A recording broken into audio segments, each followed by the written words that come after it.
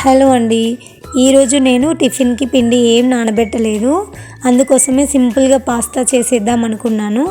నేను పాస్తాని ముందు బాయిల్ చేయనండి, ఎప్పుడైనా డైరెక్ట్గా 10 నిమిషాల్లో ఈజీగా చేసేస్తాను. టేస్ట్ మాత్రం సూపర్గా ఉంటుంది. మీరు కూడా ట్రై చేసి ఎలా వచ్చిందో కామెంట్లో చెప్పండి. ముందుగా ఒక టొమాటో, ఒక ఆనియన్, ఒక పచ్చిమిర్చి మంచిగా చిన్నగా కట్ చేసుకొని పక్కన పెట్టేసుకుందామండి. స్టవ్ ఆన్ చేసుకొని 2-3 స్పూన్స్ ఆయిల్ వేసుకొని దీంట్లోకి మనం కట్ చేసి పెట్టుకున్నాం కదండి పచ్చిమిర్చి వేసుకుందామండి. ఫస్ట్ వేసుకొని కొంచెం ఫ్రై అయ్యాక దీంట్లోనే ఆనియన్ వేస్తున్నానండి. ఆనియన్ కొంచెం ఫ్రై కానివ్వండి, పచ్చివాసన పోయే వరకు ఫ్రై అయిన తర్వాత దీంట్లోకి టొమాటో వేసుకుందామండి. ఇవి కొంచెం మంచిగా ఫ్రై అయిన తర్వాత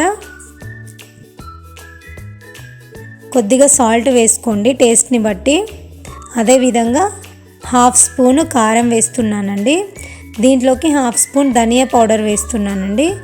వేసుకొని మొత్తం అంతా కలిపేసుకుందామండి. పాస్తా కలర్ఫుల్గా కనిపించడానికి ఒక 1/2 స్పూను పసుపు వేస్తున్నానండి. నేను పాస్తా ఏం ఉడకబెట్టట్లేనండి, డైరెక్ట్గానే 1 కప్పు వేస్తున్నానండి. చాలా టైం సేవ్ అవుతుందండి, ఉడకబెట్టాల్సిన పని ఏమీ లేదు. టేస్ట్ కూడా చాలా బాగుంటుందండి. ఇది మంచిగా కలుపుకున్న తర్వాత దీంట్లోకి 1 గ్లాస్ వాటర్ యాడ్ చేసుకొని మొత్తం కూడా ఒకసారి కలిపేసుకోండి. ఇలా మొత్తం అంతా కూడా మంచిగా కలిపేసుకొని మూత పెట్టేసుకొని లో ఫ్లేమ్లో 10 నిమిషాల పాటు ఉడికించుకోండి.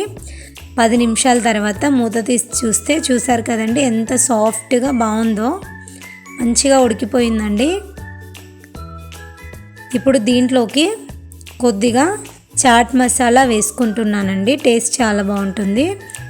అదేవిధంగా ఫైనల్గా కొత్తిమీర వేసి గార్నిష్ చేసుకుంటే ఈజీ అండ్ టేస్టీగా పాస్తా రెడీ అయిపోతుందండి. మీరు కూడా ట్రై చేయండి. మీకు గనుక ఈ వీడియో నచ్చినట్టయితే లైక్ చేయండి, షేర్ చేయండి.